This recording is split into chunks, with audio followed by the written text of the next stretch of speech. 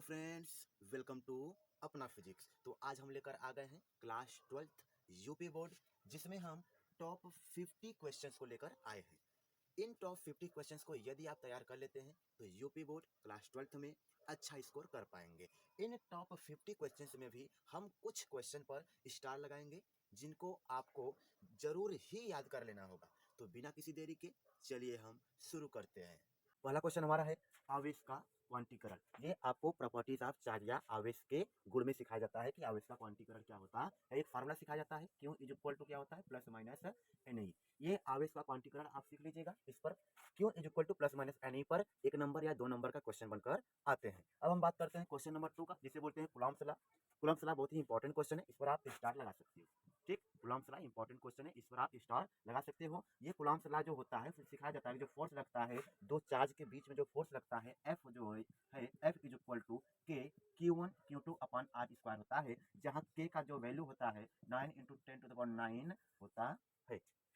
आप लोग इनको सीख लीजिएगा। चलते हैं अगले क्वेश्चन पर, जिसे बोलते हैं निर्वात की वैद्युतशीलता का मात्रक और विमित सूत्र बताना है। इस के को और भी भाग में आप डिवाइड कर सकते हो, 1/4 पाई एप्सिलॉन नॉट। इस एप्सिलॉन नॉट को बोलते हैं वैद्युतशीलता। ठीक, इस एप्सिलॉन नॉट को बोलते हैं वैद्युतशीलता। एप्सिलॉन नॉट इसका जो मान होता है 8.85 इंटू 10⁻12 होता है। इनका आपको मात्रक लिखना है कि एप्सिलॉन नॉट का क्या मात्रक होता है, और विमा या विमित सूत्र भी लिखना है। अब हम बढ़ते हैं क्वेश्चन नंबर 4 की तरफ। क्वेश्चन नंबर 4 का रहा है विद्युत क्षेत्र की तीव्रता का फार्मूला लिखना है, या विद्युत क्षेत्र की तीव्रता क्या होता है, उसका मात्रक क्या होता है, इनको आप लोग को लिखना है। इसका विद्युत क्षेत्र की तीव्रता एक फार्मूला भी बनता है, E इज इक्वल टू के क्यू अपान आर स्क्वायर। किसी पॉइंट चार्ज की वजह से किसी डिस्टेंस आर पर एक फार्मूला निकाला जाता है, E इज इक्वल टू के क्यू अपान आर स्क्वायर। यानी कि आपको विद्युत क्षेत्र की तीव्रता को भी तैयार कर लेना है। आगे चलते हैं क्वेश्चन नंबर 5 पर, जो है वैद्युत बल रेखाएं व उनके गुण को लिखना है। आपको वैद्युत बल रेखाओं की डिफिनीशन क्या होती है उनको लिखना है, और कुछ प्रॉपर्टीज को लिखना है। इस पर आप स्टार लगा सकते हो, ये आपके एग्जाम में आने के चांस है। हम ये नहीं कह रहे हैं कि वह एग्जाम में आएगा ही आएगा, पर चांस तो बनता है इस तरह का क्वेश्चन आने का। हम आगे बढ़ते हैं क्वेश्चन नंबर 6 की तरफ। क्वेश्चन नंबर 6 का रहा है वैद्युत द्विध्रुव।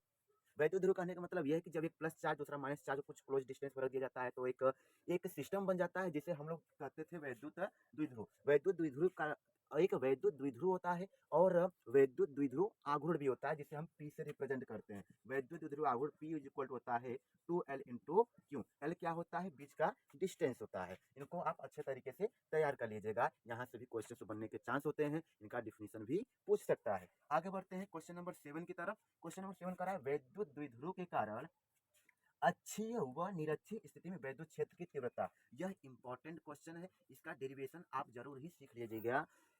अच्छी स्थिति में और निरक्षीय स्थिति में वैद्युत द्विध्रुव के कारण कितना इलेक्ट्रिक फील्ड इंटेंसिटी बनेगा। हम लोग ये जानते हैं कि electric field intensity axial position यानी अच्छी स्थिति बनता है 2kp, बनता है 2kp अपान r क्यूब, और निरक्षीय स्थिति में बनता है kp अपान r क्यूब। इस दोनों फार्मूले पर क्वेश्चंस भी बन के आ सकते हैं आपके बोर्ड एग्जाम में, और इनका डेरिवेशन भी पूछने का 99% चांस बनता है कि ये डेरिवेशन, दो डेरिवेशन में से एक डेरिवेशन आपके एग्जाम में आएगा। इनको आप अच्छे तरीके से याद कर लीजिएगा। बढ़ते हैं क्वेश्चन नंबर 8 की तरफ। क्वेश्चन नंबर 8 का वैद्युत फ्लक्स, जिसे इलेक्ट्रिक फ्लक्स के नाम से जानते हैं। ये जो इलेक्ट्रिक फ्लक्स हम लोग सीखते हैं, electric flux phi E is equal to पढ़ते हैं E डॉट डी ए, ये होता है इलेक्ट्रिक फ्लक्स, वैद्युत फ्लक्स बताते हैं। ये भी अच्छे तरीके से आप लोग सीख लीजिएगा।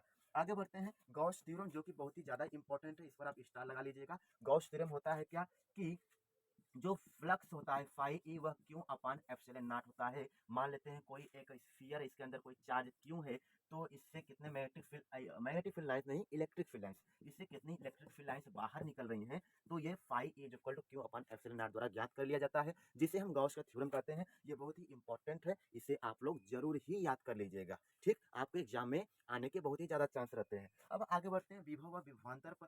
ठीक, विभव व विभवांतर में अंतर ये कभी कभी आ सकता है, विभव क्या होता है और विभवांतर क्या होता है। आप लोग क्लास 10th में भी इसे सीखे होंगे, पोटेंशियल और पोटेंशियल डिफरेंस में क्या अंतर होता है। ठीक, आगे बढ़ते हैं समविभव पृष्ठ, इस पर भी इंपॉर्टेंट लगा लो आप लोग। समविभव पृष्ठ क्या होता है, जिसे बोला जाता है इक्वी पोटेंशियल सरफेस। समविभव पृष्ठ, इसके कहने मतलब सम विभव मतलब कि कोई ऐसा सरफेस रहेगा, ऐसा पृष्ठ रहेगा, जिसके प्रत्येक बिंदु पर जो पोटेंशियल या विभव रहेगा वह समान रहता है। ठीक, यही होता है समविभव पृष्ठ। और इसके गुण भी आप लोग सीख लीजिएगा कि गुण क्या होता है कि समविभव पृष्ठ पर एक चार्ज को एक जगह से दूसरे जगह पर ले जाने पर किया गया जो कार्य होता है वह शून्य होता है। फिर समविभव पृष्ठ कभी एक दूसरे को क्रॉस नहीं करते या कट नहीं करते हैं। कुछ इस तरीके के प्रॉपर्टीज होती हैं, इनको आप अच्छे तरीके से सीख लीजिएगा, ये इंपॉर्टेंट बन जाते हैं। आगे है क्वेश्चन नंबर 12 है वैद्युत धारिता, जिसे बोला जाता है इलेक्ट्रिक कैपेसिटेंस। जो कैपेसिटेंस होता है वैद्युत धारिता, जिसे हम लोग सीखते हैं जो कैपेसिटर होता है उसकी कितनी कैपेसिटी होता है चार्ज को स्टोर करने की, वही होता है धारिता। इनको भी अच्छे से सीख लीजिएगा। ये होता है C is equal to Q upon V होता है, इसका जो यूनिट होता है नापने का वह फैराड होता है। ठीक, इनको भी आप अच्छे तरीके से सीख लीजिएगा। बढ़ते हैं हम अगले क्वेश्चन की तरफ। यहाँ पर क्वेश्चन नंबर 13 कर रहा है समांतर प्लेट संधारित्र के लिए व्यंजक प्राप्त करना है। समांतर प्लेट संधारित्र मतलब कि कहने का मतलब यह है कि दो प्लेट रहेगा जो कि पैरेलल रहेगा, कुछ डिस्टेंस d पर रखा जाएगा, इस पर प्लस q चार्ज आएगा। इसका एरिया, इस प्लेट का एरिया मान लेते हैं ये a है, ठीक ना। इस प्लेट का एरिया ए है, इसे d डिस्टेंस पर रखा गया है। तो एक फार्मूला बनता है parallel plate capacitor C is equal to A K epsilon naught upon d, एक फार्मूला बनता है। ठीक, C इज इक्वल टू बीच का एरिया ए होता है, के इसके बीच का जो किस मीडियम में रखा गया वो के हो जाएगा, एप्सिलॉन नॉट जानते हो।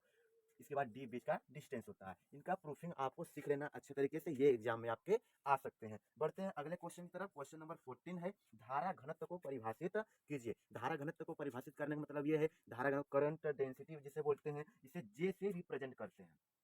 इसे J इज इक्वल टू आई अपान ए, ठीक, J इज इक्वल टू आई अपान ए होता है। यह एक वेक्टर क्वांटिटी होता है, इसके विषय में अच्छे से सीख लेना है। इस पर भी 1 नंबर या 2 नंबर का क्वेश्चंस बन के आ सकते हैं। ठीक, इसके ऊपर जो हम ये कूलम्ब्स फार्मूला बताए हैं इलेक्ट्रिक फील्ड के, E इज इक्वल टू के क्यू अपान आर स्क्वायर है, फ्लक्स है, इनको इस फार्मूले पर क्वेश्चंस भी बन के आ सकते हैं। आप लोग क्वेश्चन का भी प्रैक्टिस कर लीजिएगा। आगे बढ़ते हैं क्वेश्चन नंबर 15 की तरफ। क्वेश्चन नंबर 15 जो है वह अपवाह वेग तथा अनुगमन वेग, यह बहुत ही इंपॉर्टेंट है। ठीक, इसको आप लोग सीख लीजिएगा कि अपवाह वेग अथवा अनुगमन वेग क्या होता है। जैसे कोई एक मेटल बॉडी होता है, इस पर किसी बाहर से इलेक्ट्रिक फील्ड लगाया जाता है, तो इसके जो इलेक्ट्रॉन्स रहते हैं वह कुछ वेग से गति करने लगते हैं, आगे बढ़ने लगते हैं। वह जिस स्पीड से जाते हैं उसी को ड्रिफ्ट वेलोसिटी, अनुगमन वेग के नाम से जानते हैं। इसको आप अच्छे तरीके से सीख लीजिएगा। इन 15 क्वेश्चंस पर जहां जहां पर हम स्टार लगाए हैं उनको आप अच्छे तरीके से सीख लीजिएगा। साइड हो जाते हैं, आप लोग इनका स्क्रीनशॉट ले लीजिए, इसके बाद फिर आगे बढ़ेंगे। क्वेश्चन नंबर 16 हमारा हो गया विशिष्ट प्रतिरोध वह प्रतिरोधकता। इसमें सिखा जाता है कि rho is equal to R A upon L होता है, एक फार्मूला सिखा जाता है। विशिष्ट प्रतिरोध व प्रतिरोधकता एक इंपॉर्टेंट टॉपिक है, इसे आप लोग अच्छे से पढ़ लेना। इस पर क्वेश्चन भी बनकर आ सकते हैं। ठीक, किरचॉफ का नियम, ये भी इंपॉर्टेंट है, इसको आप लोग नोट डाउन अच्छे से कर लीजिएगा, याद कर लीजिएगा अच्छे से। किरचॉफ का नियम एक होता है, किरचॉफ का नियम होता है लूप का नियम, और एक लूप का नियम होता है, और दूसरा होता है जंक्शन रूल। एक लूप का नियम होता है, दूसरा जंक्शन रूल होता है। इन दोनों रूल को अच्छे तरीके से आप लोग सीख लीजिएगा। व्हीट स्टोन ब्रिज एक ये भी इंपॉर्टेंट टॉपिक है, इसको भी आप अच्छे तरीके से सीख लीजिएगा। अब हम बढ़ते हैं बायो-सेवर्ट नियम। बायो-सेवर्ट नियम में सिखा जाता है कि जो डीबी होता है, dB is equal to mu naught upon 4 pi I D L sine theta upon R square होता है। बायो-सेवर्ट क्या कहते हैं, अनंत लंबाई के विभिन्न तरह के चालक तार लिए थे, उसमें करंट फ्लो करा के कितना मैग्नेटिक फील्ड उसके चारों तरफ प्रोड्यूस होता है, इसी को निकाले थे इस फार्मूले के द्वारा। ये चालक तार होता है, इसमें करंट आई फ्लो होता है, आर डिस्टेंस पर, एंगल थीटा पर, यही फार्मूला आता है mu naught upon 4 pi I D L sine theta upon R square. ये बायो-सेवर्ट का नियम बहुत ही इंपॉर्टेंट टॉपिक है, इसको आप अच्छे से याद कर लीजिएगा। बढ़ते हैं निर्वात की वैद्युतशीलता एप्सिलॉन नॉट, चुंबकशीलता म्यू नॉट में संबंध, ये भी एक इंपॉर्टेंट टॉपिक है, इसको आप अच्छे तरीके से याद रखिएगा। ये एक फार्मूला होता है, यहाँ से म्यू नॉट और एप्सिलॉन नॉट में रिलेशन होता है, C is equal to 1 upon root में म्यू नॉट एप्सिलॉन नॉट। ये आपके एग्जाम में इस तरीके का एमसीक्यू में आ सकता है,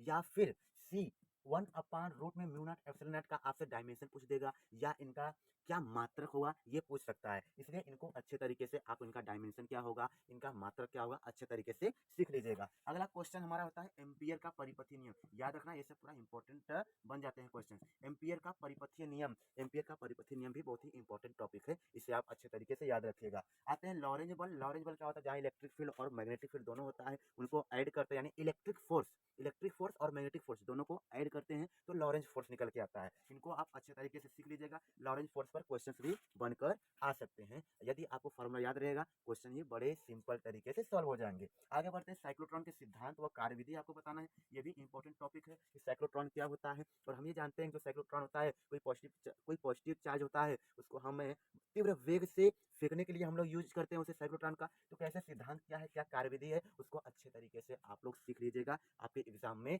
विस्तृत उत्तरीय प्रश्न में आ सकता है। ये है प्रतिचुंबकत्व, अनुचुंबकत्व और लौह चुंबकत्व, इनको भी अच्छे तरीके से सीख लीजिएगा। ये अर्थमैग्नेटिज्म का है, प्रतिचुंबकत्व, अनुचुंबकत्व और लौह चुंबकत्व। आते हैं लेंज का नियम, it is very very important. Length का नियम क्या होता है, जो फराडे जी अपना नियम दिए थे, इसके पहले लेंज बताए थे कि जो करंट जैसे फ्लो होता है उसके विपरीत दिशा में कुछ फोर्स लगता है, कुछ ऐसा बताए थे। तब लेंज नियम भी इंपॉर्टेंट टॉपिक है, इसे अच्छे तरीके से सीख लीजिएगा। इसके बाद आते हैं फराडे, फराडे का वैद्युत चुंबकीय प्रेरण का नियम। फराडे भी वैद्युत चुंबकीय प्रेरण से संबंधित अपना नियम दिए थे। It is very very important point या टॉपिक, इसे आप अच्छे तरीके से सीख लीजिएगा। वैद्युत जनित्र या ट्रांसफार्मर क्या होता है, वैद्युत जनित्र या डायनामो क्या होता है, इसको भी सीख लीजिएगा कि मोटर हमारा कैसे कार्य करता है, नॉर्थ पोल साउथ पोल रहता है, करंट फ्लो होता है तो क्या होता है, इन सब कार्यविधि को अच्छे तरीके से सीख लीजिएगा। ये आपके एग्जाम में आ सकते हैं। धारावाही परिणाल के कारण उत्पन्न चुंबकीय क्षेत्र, कोई एक धारावाही परिणाल का, परिणाल का मतलब समझते होंगे, इनको हम इरेज कर दे रहे हैं। परिणाल का मतलब समझते होंगे, ऐसे कोई कोडिंग रहता है, इसमें करंट आई फ्लो हो रहा होता है। तो मान लो ये एकांक लंबाई में n फेरे हैं, तो एक फॉर्मूला बनता है कि v is equal to mu naught N I. यदि आपको पूरा होल लेंथ आपको मालूम हो जाए l है और पूरा रिंग कितना है कैपिटल N है, तो कर सकते हो v is equal to mu naught capital N I upon L, ऐसा भी कर सकते हो। एक फॉर्मूला निकल के आता है, इसका प्रूफिंग आप अच्छे से सीख लीजिएगा, ये भी आपके एग्जाम में आ सकता है। बढ़ते हैं अगले क्वेश्चन की तरफ। प्रकाश का परावर्तन और अपवर्तन के उदाहरण लिखना है। प्रकाश का परावर्तन और अपवर्तन आप लोग क्लास 10th में भी कुछ सीखकर आए होते हैं। अगर वहाँ पर भी अच्छे से पढ़ाई किए होंगे तो यहाँ पर याद करने की कोई जरूरत नहीं है। यदि आपके एग्जाम में आता है तो आप लोग अच्छे से याद कर लीजिएगा, उसे लिख दीजिएगा। 13 पर ये बहुत ही इंपॉर्टेंट टॉपिक है, पूर्ण आंतरिक परावर्तन जिसे बोलते हैं टोटल इंटरनल रिफ्लेक्शन। ये बहुत ही इंपॉर्टेंट टॉपिक है, इसको आप लोग अच्छे से तैयार कर लीजिएगा। इसका स्क्रीनशॉट आप लोग ले लो। फिर हम बढ़ते हैं नेक्स्ट क्वेश्चन पर।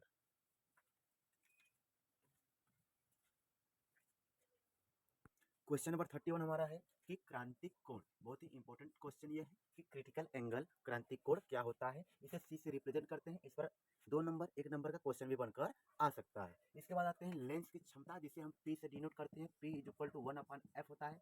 f को यानी फोकस दूरी को हम मीटर में लेते हैं। लेंस की क्षमता P is equal to 1/f होता है। इस पर भी 1 नंबर या 2 नंबर का क्वेश्चन बन के आ सकता है, इसका डिफिनेशन आपसे पूछ सकता है, इसलिए ये भी इंपॉर्टेंट हो जाता है। वर्ण विक्षेपण क्षमता व वर्ण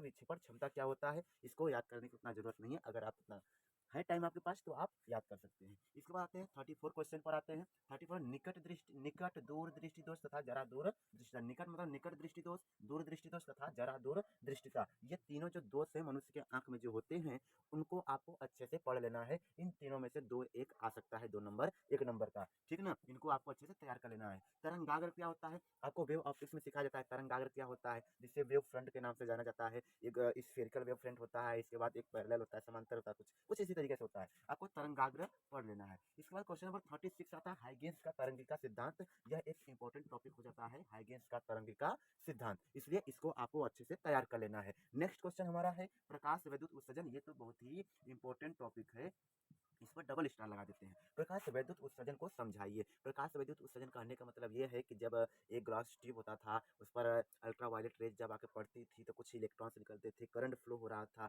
तो जिसे हम लोग प्रकाश विद्युत उत्सर्जन के नाम से जानते थे। इसको अच्छे तरीके से आप लोग सीख लीजिएगा, ये आपके एग्जाम में आने का चांस है। इसके बाद आता है आइंस्टीन के, ये भी एक इंपॉर्टेंट क्वेश्चन है, आइंस्टीन के प्रकाश विद्युत समीकरण के लिए व्यंजक को प्राप्त करना, यहाँ तक क्वेश्चन है। आइंस्टाइन का फोटो इलेक्ट्रिक इक्वेशन जो दिए थे, वो दिए थे E is equal to phi या E इज इक्वल टू दिए थे, E is equal to kinetic energy जो होता है प्लस जिसे हम देहली तरंग दैर्ध्य फाई नॉट कहते हैं, ये दिए थे इक्वेशन। इसको इस तरीके से भी लिख सकते हो, E is equal to phi naught plus kinetic energy. E से होता है टोटल एनर्जी या फोटॉन की एनर्जी, फाई से होता है देहली ऊर्जा जिसे थ्रेशोल्ड एनर्जी बोलते हैं, ये काइनेटिक एनर्जी यानी गतिज ऊर्जा होता है। ये फोटो इलेक्ट्रिक इक्वेशन है आइंस्टाइन का। ये कैसे आता है, बड़ा ही सिंपल तरीके से आता है, आप लोग इसे सीख लीजिएगा।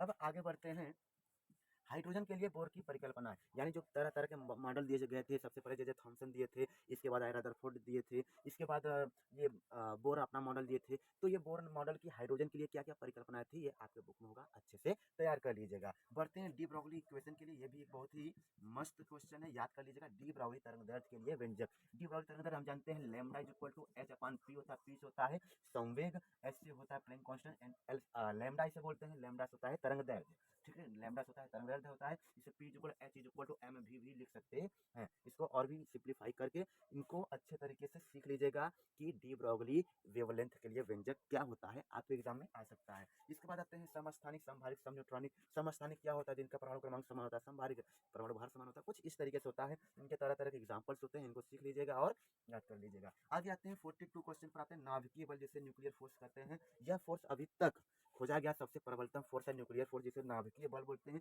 आप लोग को इनको भी सीख लेना है, ठीक। हमारी इस प्रकृति में पाया जाने वाला सबसे प्रबलतम बल होता है नाभिकीय बल। आते हैं रेडियो एक्टिव क्षय अथवा रेडियो एक्टिव विघटन पर, यानी कि जो रेडियो एक्टिव सबस्टांसेस होते हैं उनसे अल्फा गामा और अल्फा बीटा गामा रेस निकलते रहता है ना, तो निकलने के कारण ये क्षय होने लगता है। तो इनको अच्छे तरीके से आप लोग सीख सकते हैं, रेडियो एक्टिव क्षय क्या होता है, वो ज़्यादा इतना इंपॉर्टेंट नहीं होता है। आते हैं नाभिकीय संलयन, 44 क्वेश्चन पर नाभिकीय संलयन क्या होता है, इनको सीख लेना है आपको। एन व पी टाइप के सेमीकंडक्टर, जो एन व पी टाइप के अर्धचालक होता है, ये इंपॉर्टेंट क्वेश्चन, इसको भी सीख लेना। एलईडी की जिसे हम बोलते हैं एलईडी, लाइट इमिटिंग डायोड, इसे भी आपको सीख लेना है। आते हैं 47 नंबर क्वेश्चन पर, जेनर डायोड, ये भी एक इंपॉर्टेंट क्वेश्चन होता है। जेनर डायोड क्या होता है, सेमी कंडक्टर का टॉपिक होता है, उसको अच्छे से आप लोग सीख लीजिएगा। आते हैं फोटानों के क्वेश्चन नंबर 48, फोटानों के अभिलक्षण पर। फोटान के अभिलक्षण में क्या है, मतलब फोटान का जो विराम द्रव्यमान कितना होता है, जब फोटान गति कर रहा होता है तो उसका द्रव्यमान कितना होता है, फोटान का संवेग कितना होता है, इन सब सारी चीज़ों को आप लोग को सीखना है। जो फोटान होता है कितना स्पीड से चलता है, इन सब सारी चीज़ों को सीख लीजिएगा। ये एमसीक्यू में यहाँ से क्वेश्चन 1-2 क्वेश्चन बनकर आना तय रहता है, ठीक है ना। आते हैं क्वेश्चन नंबर, इसलिए ये भी इंपॉर्टेंट बन जाता है। 49 वाले क्वेश्चन आते हैं स्वप्रेरण व अन्योन प्रेरण। ये क्वेश्चन थोड़ा भूल गए थे, इसलिए हम इसे 49 पर रख दिए हैं। स्वप्रेरण व अन्योन प्रेरण आपको ईएमआई इलेक्ट्रोमैग्नेटिक इंडक्शन में सिखाया जाता है। स्वप्रेरण क्या होता है, वह अन्योन प्रेरण क्या होता है, आप लोग इनको सीख लीजिएगा। यह एक इंपॉर्टेंट क्वेश्चन है, स्वप्रेरण व अन्योन प्रेरण का। आते हैं एक क्वेश्चन नंबर 50 पर, परिमित लंबाई के चालक तार के कारण उत्पन्न चुंबकीय क्षेत्र, मैग्नेटिक फील्ड, जो हम लोग सीख रहे थे, जो ऑस्टेड एक्सपेरिमेंट कर रहे थे। इसके बाद एक बायोसेवर्ट नाम के साइंटिस्ट थे, वो बताए थे mu naught 1/4 pi I D L sine theta upon R square होता है। वहीं से यह एक क्वेश्चन है जो कि छूट गया था, इसलिए इसे हम लास्ट में रख दिए हैं। परिमित लंबाई कारण, कोई एक परिमित लंबाई कारण, इसे ए डिस्टेंस पर आर इधर का दूरी रहेगा, कारण ये फाई 1 हो जाएगा, फाई 2 हो जाएगा। ये मान लो करंट आई फ्लो हो रहा है, तो इसके लिए एक फार्मूला लिखाए थे। एक फार्मूला होता है कि B is equal to mu naught upon 4 pi I upon A, bracket में sine phi 1 plus sine phi 2। एक क्वेश्चन होता है, इनको आप अच्छे तरीके से सीख लीजिएगा। इसका प्रूफिंग कैसे होता है आप लोग सीख लीजिएगा।